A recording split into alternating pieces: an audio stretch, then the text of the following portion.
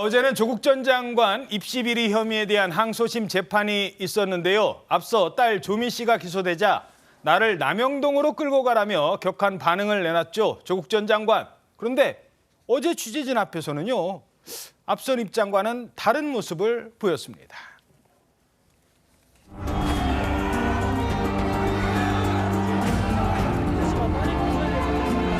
입장문에서 밝히셨지만 따님 기소에 대해 감사 부탁드리겠습니다. 김태우 전 강서구청장 사면에 대해서 어떤 입장이세요?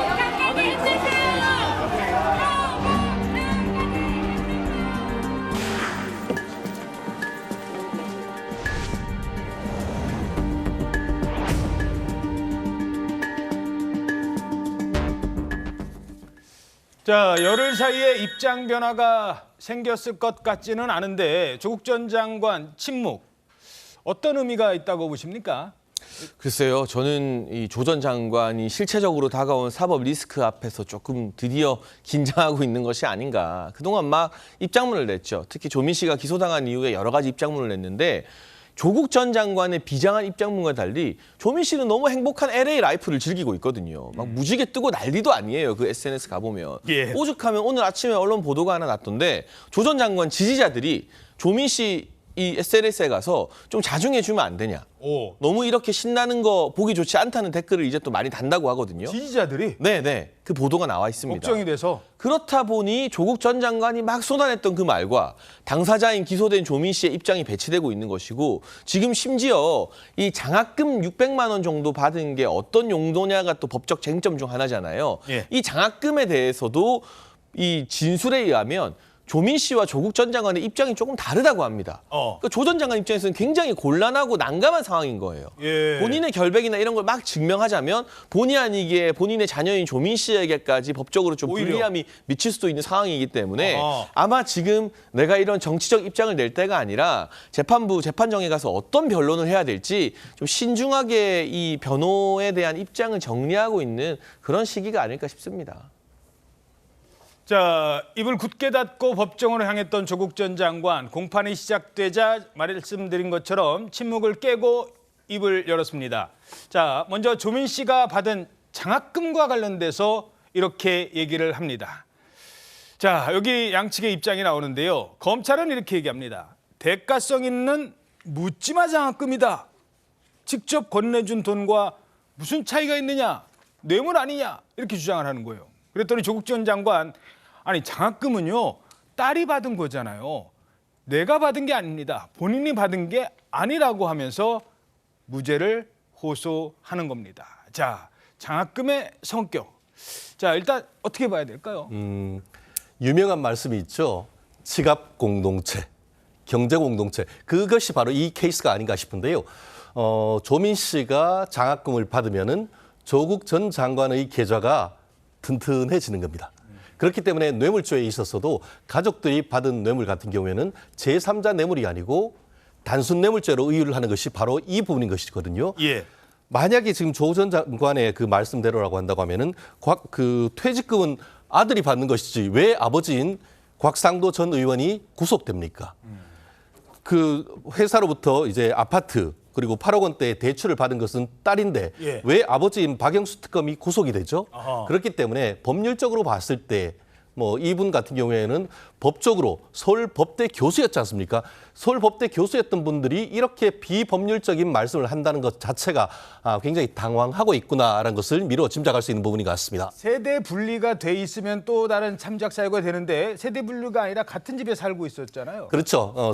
설령 세대 분리가 돼 있다 하더라도 아까 말씀드린 것처럼 박영수 특검 같은 경우에는 딸이 벌써 그 화천대유에 그 근무를 한 지가 상당히 됐지 않습니까? 성인이란 말이에요. 그 반면에 지금 조민 씨라든가 아니면 아들 같은 경우에는 같은 집에서 살고 있었기 때문에 더더욱 이른바 지갑 공동체 내지 경제 공동체였다는 점에서 왜 딸이 받은 걸 가지고 나한테 그래라고 하는 그 항변은 정말 어떻게 보면은 그 반향 없는 메아리가 아닌가 그렇게 생각이 듭니다. 어떻게 보세요?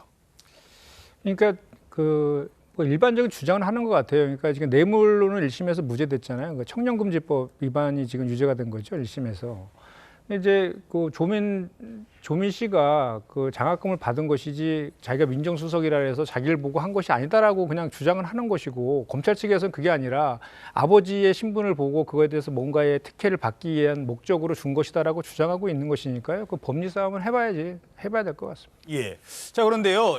우리도 왜 그 가족들 채팅방 있잖아요. 엄마, 아빠, 아들, 딸 들어와서 함께 이렇게 마음 놓고 얘기하는 채팅방.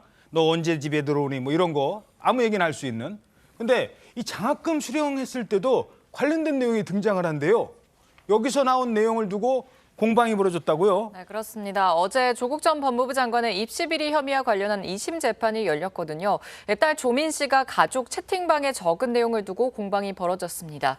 검찰이 공개한 메시지는 조민 씨가 2015년에서 16년 이 가족 채팅방에 저렇게 쓴 내용입니다.